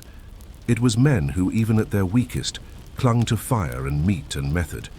Because when battles raged and snow fell and officers screamed, the only thing that stayed the same was the pot, the hand that stirred, the spoon that served, the steam that meant you are still alive. A spoon in the museum. In one quiet display case at the Musée de l'Armée in Paris, among muskets and medals, sits an unremarkable item, a pewter spoon, bent, blackened. The initials JL carved roughly into the handle. There is no plaque about heroism, just a note that it belonged to a veteran of the 21st Regiment of the Line, carried from Austerlitz to Leipzig. Used to eat, stir and survive. Thousands passed it by, never noticing. But that spoon may have outlived more than any sword nearby, because it fed someone through a war, because it meant discipline in the absence of victory. Final reflection. More than fat and fire. So what can we learn from salted pork, black pots and smoky fingers? That warfare, for all its spectacle, often hinges not on bravery but on repetition. That survival is not always about strength, but about maintenance, and that the most heroic thing a soldier sometimes does is light a fire, boil a pot, divide a meal with quiet hands, and say nothing except to offer the next spoonful. The muddy sandal, trench drainage tricks in the First Punic War. Sicily, 264 BCE. The First Punic War has just begun, Rome's first attempt at challenging Carthage beyond the Italian peninsula. It will go on for 23 years, but today it's still new. The fighting is not yet naval, not yet grand. It's trench work, it's sandals full of muck. It's soldiers learning how to live on damp hillsides without sinking into them. Before there were famous battles, before elephants crossed the Alps, before the Mediterranean turned into a Roman lake, there were trenches, miles of them, and the silent knowledge of how to keep them from flooding. Why the ground always matters. Most ancient military histories are written in ink, not mud. But armies slept in it, ate over it, fell sick because of it. The Romans knew early that the ground was both their enemy and ally. And Sicily's hills, wet in the spring, hard in the summer, demanded a new kind of warfare, logistical engineering. When the Romans laid siege to a fortified Carthaginian town, like Agrigentum, their real opponent wasn't always a wall or a spear. It was water, where it pooled, how it flowed, and how fast it could turn your trench into a grave. The Roman ditch. Not just a hole, every Roman siege began with the same order. Dig a fossa, ditch. Build a vallum, rampart, with the earth. Surround your enemy. Wait, it sounds simple, but without proper drainage, the ditch becomes a swamp. Mosquitoes swarm, feet rot, tents collapse into sinkholes. So Roman engineers, the architecti, trained their soldiers in basic hydrology.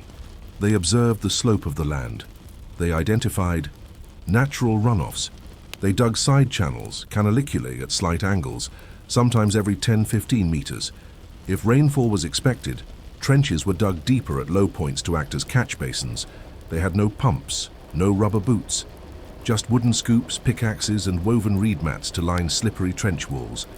The muddy sandal problem. A Roman caliga, the standard soldier's sandal, was not made for bogs.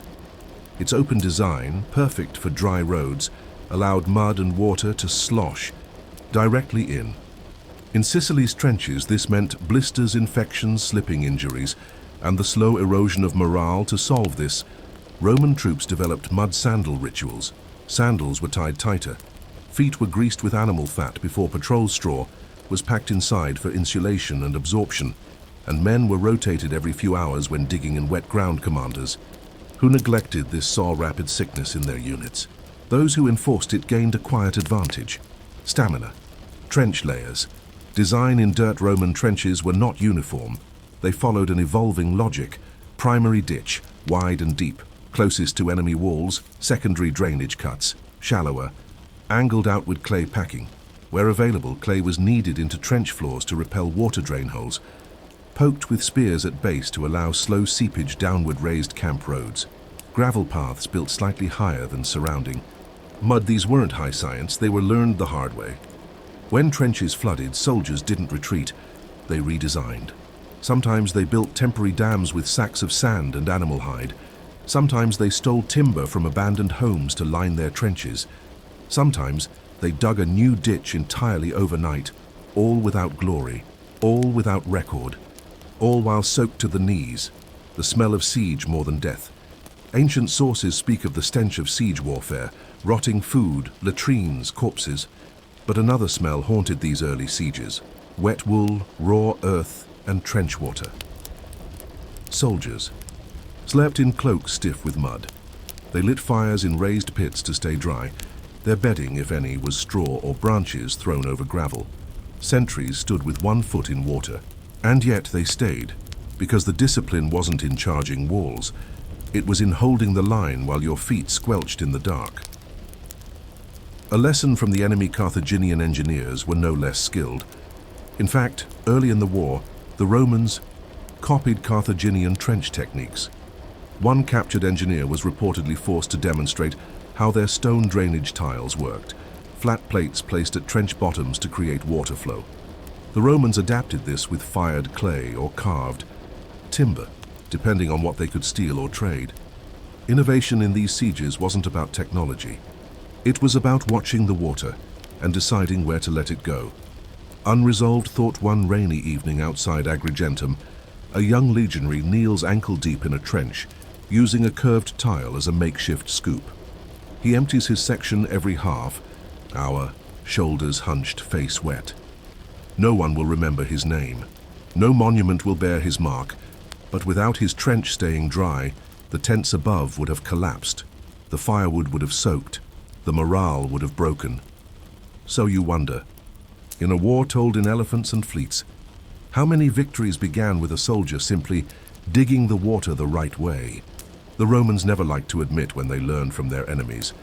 But by the second year of the First Punic War, their trench systems, once crude and hastily dug, began to resemble the sophisticated fieldworks of older Eastern armies. Only, they were still powered by exhausted hands.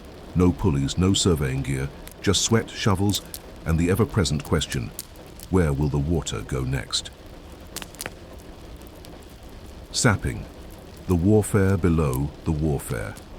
When Roman trenches met Carthaginian walls, digging didn't stop.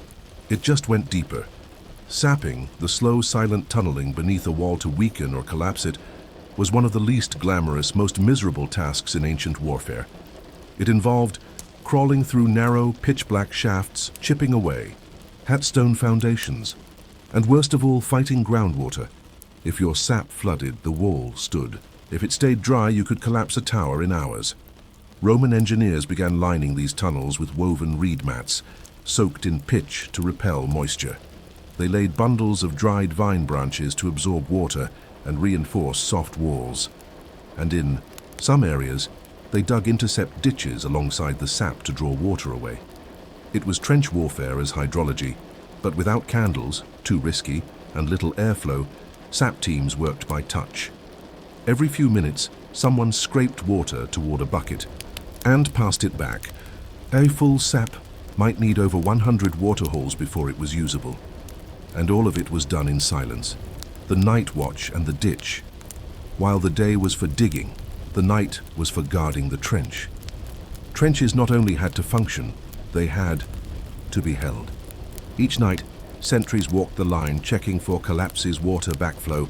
Saboteurs' signs of tunneling from the enemy torches were forbidden. Most patrols moved by moonlight or memory. Sentries often used long sticks to probe the base of the ditch, testing for soft spots or unexpected shifts in water. A shift in mud might mean nothing, or it might mean a Carthaginian sapper was about to break through under your feet. The tools of digging, draining, and enduring. The Romans didn't carry special trench gear. They repurposed everyday tools. Dolabra, a heavy iron pickaxe used for both digging and breaking stone lego, a short-handled shovel, basket, and yoke, for carrying mud and wet clay cloaks and straw mats, for temporary trench lining over time. Soldiers modified their own tools, some filing the dolabra to scoop better, others notching their shovels to measure trench depth more easily. There were no uniforms for this work. Just mud-caked tunics and sandals wrapped in extra cloth, and always, the endless weight of wet soil hauled out in basket after basket. Keeping firewood dry and spirits drier trenches were only part of the moisture problem. Tents sagged in rain, firewood refused to catch, bread turned to paste in its sack, so soldiers began improvising. Fire pits were dug into embankments, where the wind couldn't reach. Wood was stored under shields, leaned like a tent bread, was double wrapped in greased cloth, sometimes inside the soldier's own cloak. Spare tunics were dried by slinging them over trench stakes. A fire was more than heat. It dried socks, warmed hands, and gave a brief illusion that you were not, in fact, sleeping in a wet hole with a dagger under your head. Rain as weapon, the Carthaginians were not passive. They diverted water toward Roman trenches when possible. They blocked runoff paths with debris or poured oil down slopes to create slippery mud. In turn, Romans began studying the enemy's drainage habits, watching how their walls shed water, where their runoff pooled. Sometimes they deliberately overdug a trench so it would appear flooded, then built a second, hidden one behind it. They used water as camouflage, as bait, as misdirection. Rain became part of the battle plan. The trench that saved a legion, one account, fragmentary and passed down in later Roman annals, tells of a commander outside Agrigentum who ordered a new drainage trench overnight after. Noticing rising water during an early spring storm, his engineers protested. His soldiers were exhausted, but he insisted. They dug through the night. By morning, the trench had diverted runoff that would have flooded the east perimeter of the Roman camp. Not only did they keep their position, they were able to advance, while the Carthaginians bailed out their own moat. It wasn't bravery that earned him a citation. It was a trench, and the memory of one very soggy sandal from weeks before. Unresolved thought, a Roman soldier crouches at the bottom of a half-flooded trench, pressing crushed pine branches into a leaking wall. He doesn't know what day it is. He doesn't know if he'll fight tomorrow. But he knows one thing. If this wall holds, the fire above won't go out. If the fire stays lit, the bread will dry. If the bread dries, men will march. So you ask, in the ancient art of war, do we overvalue the sword and forget the hand that held the shovel? The siege has ended. The city is taken. The soldiers cheer. The captains report to Rome. The scribes tally the victory. But down in the trenches, in the dried-out scars of earth once slick with spring runoff and blood, a different legacy remains. One that isn't carved into marble or recorded in grand speeches. It's a groove in the ground where water once flowed, a line of gravel packed smooth by countless feet. A slope, cut at a precise angle, now overgrown with weeds, and maybe in the dirt the faint outline of a caliga print. Half submerged, half preserved, not from the battle day, but from the night the trench was dug and drained and held. Trench. Lessons that traveled. What began as muddy improvisation in Sicily became doctrine. After Agrigentum, Roman commanders made trench drainage part of standard siege operations. Forward trenches required 2.1 slope grading where terrain allowed. Side ditches for runoff were dug before troop encampment. Campsites were chosen based on elevation and soil absorption. Soldiers were assigned ditch watch rotation. During rainy weeks, engineers began marking good dirt sites on their march. Maps, locations with dry clay bases or old creek beds suitable for channeling. The simple act of digging, once reactive, became preemptive. By the time Rome fought in Spain, Gaul and beyond, they weren't just bringing swords. They were bringing water management strategies learned from Sicilian mud. The rise of the camp specialist in time, certain soldiers began to specialize, not in combat, but in field layout and terrain prep. They weren't called architects. They weren't even officially ranked differently. But among the ranks they were known as funditor, the layer, canalis, the channel cutter, or just the dry foot, the one who always found a way to stay dry. These men were entrusted with finding gravel for trench bottoms, identifying tree roots that could redirect underground seepage, packing clay by torchlight, teaching recruits how to tie their sandals properly for flooded ground. They weren't heroes, but they kept tents standing, fires burning, and sandals from rotting into ribbons. The human cost of the ditch digging takes time. Digging while being shot at takes courage. Digging in water that doesn't drain breaks men. During one siege, never. Recorded by name. A trench collapse reportedly killed a full contubernium of 8 soldiers in the night. The ground had loosened from days of hidden seepage.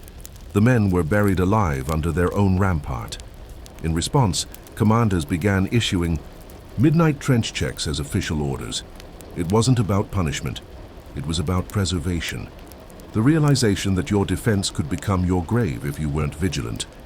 What the enemy noticed, even Carthaginian commanders took note. One captured mercenary, Greek by birth, Libyan by loyalty, remarked under interrogation, "The Romans dig like they plan to live in their ditches. We dig like we hope to leave." That line would echo in Roman training drills decades later. The best Roman trenches weren't just water-free. They were livable, because the Romans had learned, slowly, quietly, that winning a siege didn't just mean killing the enemy. It meant not collapsing first. The footprint that tells the story centuries later. During a minor archaeological dig outside modern Agrigento, researchers unearthed a strange trench system. It didn't align with the known fort walls. It wasn't deep, and it had a gravel-packed bottom, odd for a military structure. At first it was dismissed as agricultural, but then they found a rusted iron caliga hobnail embedded deep in the slope. Later soil analysis confirmed unnatural water runoff patterns, exactly what a Roman canalicula would have directed. It wasn't a wall, it wasn't a weapon, it was a ditch. But that ditch told a story of how empires begin not with gold or speeches, but with someone saying, "Dig it deeper and angle it this way." The forgotten work behind the glory. When you read about the First Punic War in textbooks, you'll see naval battles, political treaties. Famous names like Hamilcar and Regulus, you won't see. The man who carved a drainage channel with a chipped delabra. The boy soldier who hauled buckets of runoff through knee-deep sludge. The sentry who walked the line at midnight, counting puddles instead of enemies. And yet those men made Rome work. The soldiers who drained the trench, kept the camp warm, kept the camp dry, kept the camp standing. And that is how you win the kind of war that takes 23 years. Final reflection. The ditch that held the line. So now, as you sit quietly, imagine your own foot in that ancient sandal. Imagine the weight of wet earth, the silence of digging, the squelch of standing still, the moment when water rises just enough to ruin a fire, soak a blanket, or send morale slipping down the slope. And then imagine that someone, just one person, said, "Dig it one more hand-width deep, add a slope, let the water go." They weren't remembered, but they prevented collapse. And in the end, maybe the question is not who built Rome, but who kept its trenches dry long enough for Rome to be built. Click, whir, repeat, greasing the Roman scorpion torsion springs. You've seen the battles painted, legions in formation, catapults flinging stones, siege towers rolling forward. But behind those dramatic moments, something quieter clicked and creaked. Not steel, not muscle, but wood, cord, and rhythm. Welcome to the world of the Scorpio, the Roman torsion-powered artillery piece, and the men who didn't fire it in glory, but kept it moving, oiled, and balanced. This is not a story of destruction. It is a story of resetting gears, of dry bowstrings that must be soaked overnight, of cow sinew stretched by hand until it sings under tension. This is the story of the men who made the machines whisper before they could roar. What was the Scorpion? The Scorpio, Latin for scorpion, was not a large catapult. It was a precision engine, a compact torsion-powered weapon that launched metal bolts with shocking force. It worked not with springs or levers, but with bundles of twisted sinew, pulled taut in wooden casings and released like an enormous crossbow.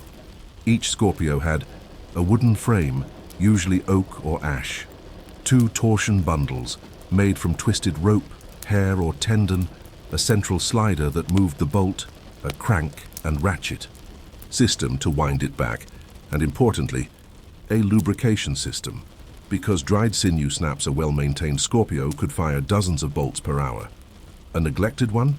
It would seize or explode. Who maintained it? Not just anyone. Each Scorpio had a designated team, usually 3 to 5 soldiers trained in engineering rather than frontline combat. They were called ballistari, or simply machinatores. They were not glorified. They didn't march at the front, but they worked every day before, during and after the battle. Their tools included bowstring, wax, animal fat, wooden wedges, bronze files, small hammers, worn cloth for wiping grit from mechanisms, and one thing above all, patience. Because if a torsion spring didn't sound quite right, if the frame groaned instead of sang, someone could lose a hand. The ritual of morning maintenance. Before sunrise, before the camp stirred, the machinatores were already at work. Each Scorpio was examined with a checklist older than any battle plan. Torsion bundles checked for stiffness, bow arms inspected for hairline splits in the wood, trigger latch cleaned, with soft cloth grease trough inspected and refilled if needed, ratchet wheel rotated by hand, listening for grinding. Then came lubrication. The cords of the torsion bundle were soaked in a mixture of oil and rendered animal fat, then lightly rubbed with powdered charcoal to prevent stickiness. It wasn't pretty. It was greasy, slow, repetitive. But a dry Scorpio is a dead Scorpio. Each man on the team took turns winding the tension arms, not too tight, not too loose. The goal was consistency, the sound of the click, the feel of the draw, the symmetry of the recoil. Sound as diagnosis. The Scorpio didn't need gauges. It spoke through sound. A good engine made 3 distinct noises: a tightened hum from the sinew, a click whir from the ratchet as it reset, a solid thump when the bolt left the slider. Anything else, grinding, squelching, cracking, meant stop. Disassemble, rebind, try again. Ballistari were trained not just to build, but to listen. One veteran wrote on a wax tablet, "The machine must sound like a thick bowstring sighing. If it squeals, it lies." No manual existed, just experience, just the memory of the time one snapped during drills and broke a man's jaw, just the memory of the one that caught fire after friction ignited the grease. Every sound mattered, every sound was survival. The pre-battle drill, reset and repeat hours before engagement, while infantry polished shields and filled flasks. The machinatores did what they always did: reset the crank, realign the bolts, grease the sliders, mark bolt ranges in the dirt. One man held the slider rope, one man wound, one man observed. Not one motion was wasted. There was no room for improvisation. The Scorpio was not a hero's weapon. It was a clock. And it had to be wound with care. Unresolved thought. The first volley is not yet ordered. The men behind the Scorpio test the draw weight one last time. The sinew is dark with oil. The wood is polished from years of use. They nod. It's ready. But then they stop. One man leans in, ear to the arm, and hears it. A faint stick-slip sound, barely audible. The kind of thing only someone with 100 resets behind him could hear. And so, quietly, he opens the grease pot again. Just one more. Rub of fat and charcoal. Just one more check, just to be sure, because the next time it clicks, it will matter. The bolts fly now. One by one, the Scorpio speaks. Thunk, whirr, reset, thunk, whirr, reset. To the outside observer, it's simple. A machine fires and someone reloads. But to the team crouched behind the weapon, it's a dance, a rehearsed choreography of gears, grease, sweat, and silence. And as the battlefield shifts, as infantry charges or retreats, as banners fall and are raised again, The Scorpio crew continues their work, unseen, uncelebrated, essential. Combat rhythm, fire, adjust, repeat. In the chaos of battle, the Scorpio is not a siege weapon, it's a sniper. Targets are chosen carefully. Shielded officers, cavalry mounts, charioteers, archers standing still too long. But each shot takes seconds to wind and fire. Every second matters, so the team develops a rhythm. Spot, a signal from the observer, pointing, nodding. Draw, 2 men crank the torsion arms back in unison. Load, 1 man slides a metal bolt onto the grooved rail. Align, the shooter tilts. The head a few degrees, no dials, just feel fire. The trigger man squeezes, leans back, observe. Everyone watches the bolt arc if it misses. The correction comes not in words, but in a subtle twist of the crank handle on the next draw. They trust each other without speaking, because speaking wastes time, and misfires cost lives. Breakage and quick repairs, even with perfect care, Scorpios break. The most common failure? Torsion snap, when sinew cords twist unevenly or shear from over-tightening. It happens without warning. A high-pitched whine, a sudden lurch, a jerking recoil, the machine stops. But the crew doesn't panic, because they've trained for this. In combat, field repairs are brutal. 1 man wedges a small log under the weapon to stabilize it. Another opens the side casing and slowly unwinds the broken strand. A third dunks a backup sinew loop in warm oil, rubbing it between his palms to soften it. The bundle is threaded back in, tightened with a wooden dowel turned slowly by hand. The trigger man hums, a quiet rhythm they all know. To keep the pace, 10 minutes later, the machine fires again. Not as smooth, not perfect, but good enough. The grease jar as sacred tool. More than once, commanders asked for Scorpio teams to double their output during battle, and more than once, machinatores refused, not from defiance, from knowledge. A dry torsion spring overheated under stress. Too many rapid cranks meant friction, and friction meant warping. A Scorpio out of alignment couldn't be fixed mid-battle. So, instead, the team paused every 12-15 shots for a brief relubrication. A quick dip into the grease jar, a smear along the torsion casing, a rag pulled over the ratchet teeth, a check on the wooden bolt rail, looking for grit. They did it quickly, quietly, like monks tending a sacred object, because to them this was sacred. The machine had to work. Bolts as inventory, not just ammunition. Each Scorpio bolt was hand-forged, about 18 to 24 inches long, with a tapered iron point. They were reusable but fragile, so machinatores tracked each one like currency. Some wore small tablets around their necks, tallying fired bolts with a stylus. At the end of a skirmish, they retrieved as many as possible, crawling into the brush, digging them from clay. If too many went missing, it was reported. Not as failure, but as a supply warning. In one battle, a clever machinator tied thin red twine around each bolt's base, making them easier to spot in grass. It caught on across the legion, not regulation, just practicality. This is how Roman systems grew, not from top-down invention, but from a man with a red string and a job to do. Night maintenance, click by torchlight after battle, when fires burned low and wounded men groaned in their tents, the Scorpio crew stayed up. Their shift wasn't done, because firing wore the machine down. Each night they unstrung the torsion arms to release stress, unpacked the slider rail and scrubbed it clean, inspected bolt heads for deformities, dried the cords if damp, wrapping them in oiled cloth, and reapplied a thin coat of grease to all friction points. This was not optional. A machine not maintained at night might seize in the morning, and the morning might not wait. So even in silence, just the chirp of bugs and the scrape of wood, the team worked. Click, wipe, smear, tighten, and only then they slept.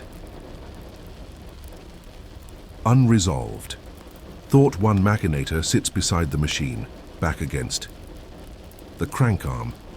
He closes his eyes, his fingers twitch. He's replaying the rhythm in his head. Draw, slide, fire. Click, whir, repeat. He doesn't dream of glory.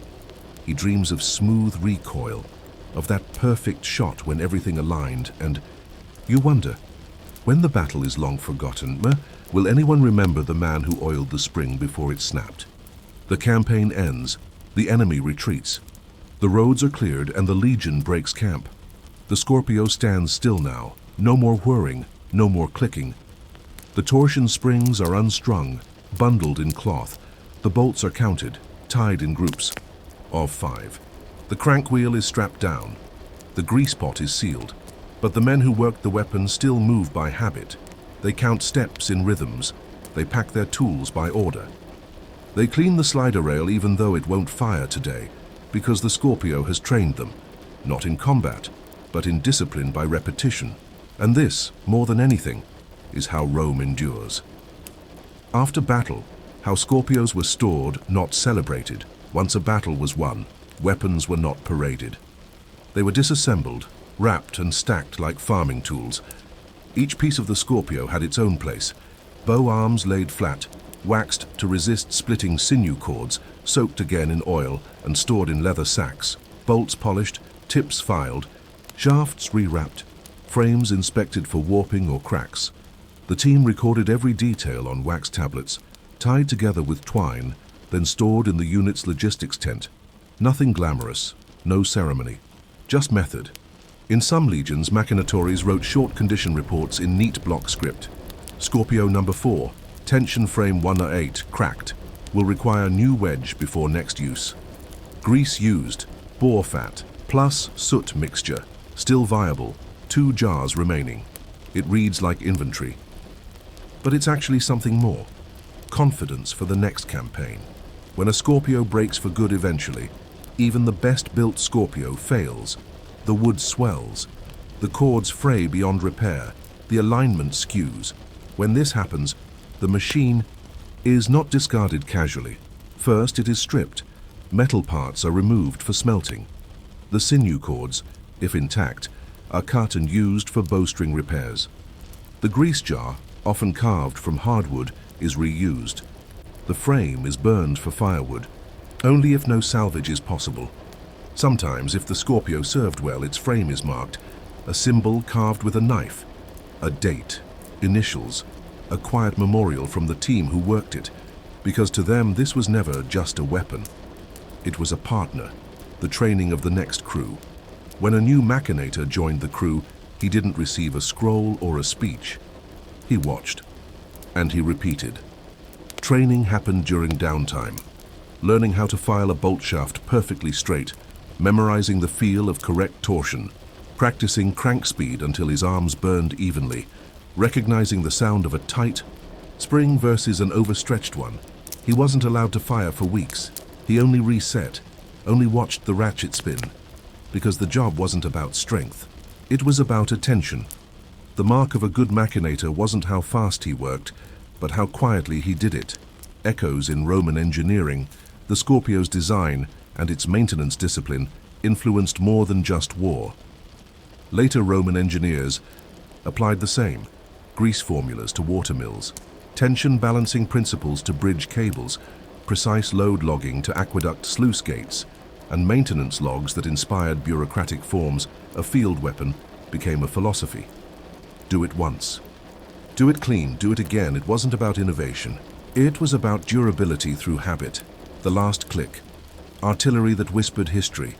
Centuries later, in Roman ruins across Europe and the Middle East, archaeologists have found sinew fragments still twisted and blackened, worn bronze crank handles, shaped by calloused hands, deep grooves in stone walls, Scorpio bolts embedded so deeply they could not be removed, and in one forgotten garrison, a grease jar, still sealed, with residue that tested as rendered boar fat mixed with ash.